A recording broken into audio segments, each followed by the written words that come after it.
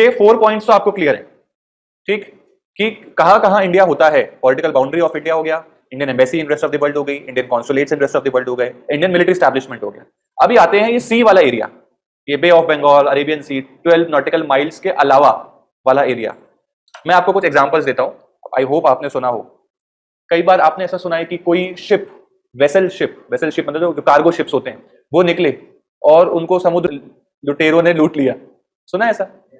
Rare case होता है पर हो जाता है। इंडियंस के साथ तो कम होता है, कुछ जगहों पर ज्यादा होता है, ठीक है।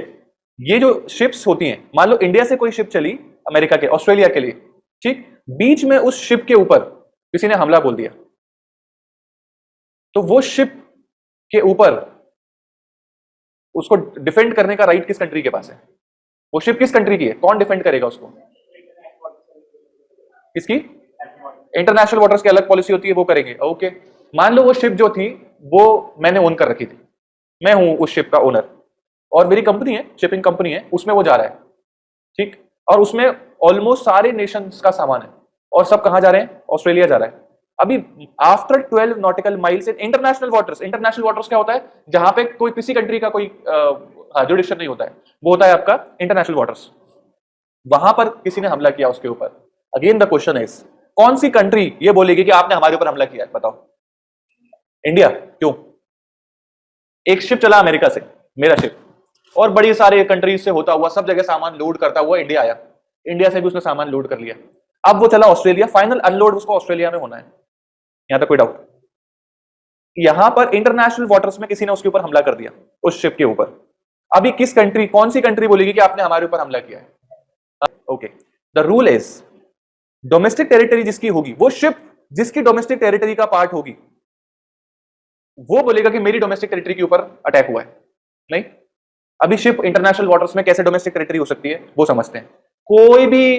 कोई भी फ्लोटिंग वेसल, कोई भी एयरक्राफ्ट, अभी एयरक्राफ्ट तो एयर में जाता है, उसके लिए भी एप्लीकेबल होता है। अगर ऑथराइज रूट पे जा रहा है, कोई भी शिप ऑथराइज रूट पे जा रहे हैं इंटरनेशनल एरिया में, जो किसी का नहीं, फर्स्ट वो शिप वेसल किसी ऑथराइज रूट पर जा रहा है and that is owned by resident of India.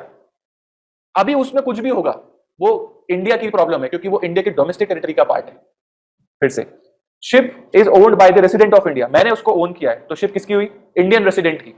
अभी वो इस दुनिया में कहीं भी घूमे, इंटरनेशनल वाटर में घूमे, किसी कंट्री में चले जाए, किसी कंट्री, अगर मेरी शिप अमेरिका में लग गई तो बिना प्रॉपर चैनल के कोई और उस पर एक फुट भी नहीं रख सकता, क्योंकि वो इंडिया है।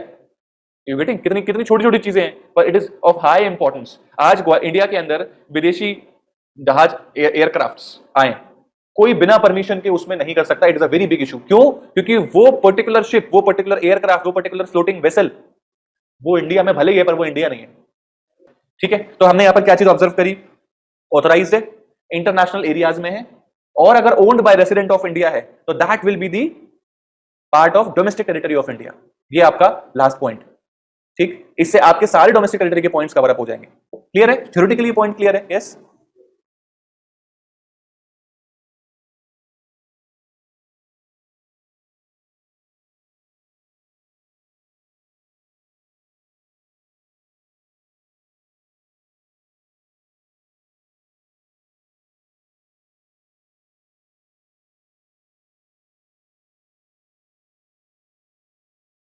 If these conditions satisfies, then it is the domestic territory of India। क्या कंडीशन है?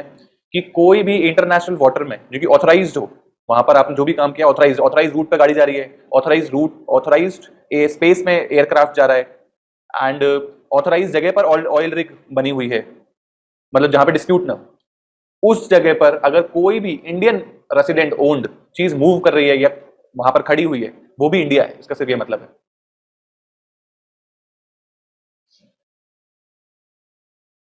ये इन सबके बीच में प्लस है और नहीं है। ये तीनों कंडीशन सेटिस्फाई होंगी तो ही बात बनेगी। ओके, अब एक बार इन पोर्शंस को देख लें। वेसल, वेसल क्या होता है? वेसल, वेसल को वर्ड इसलिए यूज किया है कि अगर वो बोट नहीं है, वो शिप नहीं है, वो कुछ और फ्लोटिंग है, उसके ऊपर लेकिन कुछ काम हो रहा है, तो वो इंडिया की प्रॉपर्टी मानी जाएगी अगर बाकी की दोनों कंडीशंस अप्लाइड है। कुछ आपने देखा है कि एक छोटी सी वेसल होता है, उसमें घंटियां लगी होती हैं, कभी देखा है आपने? वो सी में छोड़ दी जाती हैं, वो रिंग करती रहती हैं, किसी मूवी में देखा है? वो क्या वेव्स के लिए होता है कि अगर कहीं कोई बहुत हाई टाइड आएगी तो वो एकदम से रिंग करने लगते हैं, तो आपको मालूम पड़ जाता है कि यहाँ गड़बड़ है। सब जगह नहीं होता, कुछ कुछ जगह पे ही होता है।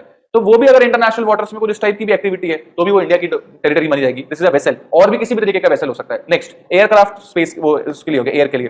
फ्लोटिंग प्लेटफॉर्म, कोई भी, अच्छा आपने, हाँ ये बहुत अच्छा एग्जांपल है, आपने स्पेस एक्स का जो रॉकेट लॉन्च हुआ था, स्पेस एक्स क्यों इतना फेमस हुआ है पता है ना सबको? स्पेस एक्स क्या है? स्पेस एक्स इसलिए फेमस हुआ क्योंकि जो रॉकेट जाता था उसका एक पोर्शन छोड़ देना पड़ता था एयर में, वो मतलब वो हमेशा डेड लॉस होता था, फिर वो उसको आगे लिफ्ट करता था। स्पेस एक्स ने क्या किया, एक लेवल तक जाएगा, डिटैच होगा, फिर वापस से आके वो खड़ा हो जाएगा, वेस्ट नहीं होगा, उसको आप रीयूज कर सकते हो। वो वाला वीडियो किसी ने देखा है क्या? स्पेस एक्स का जो रॉकेट था वो वापस आ रहा है, नहीं देखा, कोई बात नहीं चलो, क्योंकि वो इंटरनेशनल वाटर पे एक उन्होंने एक हेलीपैड टाइप प्लेटफॉर्म बना रखा था, वो उस पर लैंड किया था, तो अगर देखा होता तो मेरे लिए इजी होता बताना, कोई बात नहीं। It is a floating platform, कोई भी फ्लोटिंग प्लेटफॉर्म हो। नेक्स्ट इज फिशिंग वेसल, वो भी same fishing vessel, I think सबको पता है। ऑयल रिग सबको पता है क्या होता है? समुद्र के अंदर एक बड़ा सा घर होता है जो कि थोड़ा सा पानी के ऊपर सा बना होता है और उसमें से चिमनी बनी होती है, धुआं निकल रहा होता है continuously. Oil rigs, oil extract करने के लिए ओशन में से, ओशन में से। It can be with in the 12 nautical miles, it can be away 12 nautical miles. अगर ऑथराइज्ड है किसी ने, उसको कोई दिक्कत नहीं है, it is a part of India if owned by the resident of India. ठीक है, क्लियर है? ये लास्ट डेफिनेशन थी, वो लास्ट पोर्शन था जो कि डोमेस्टिक टेरिटरी को एक्सप्लेन करता है। यहां तक किसी को भी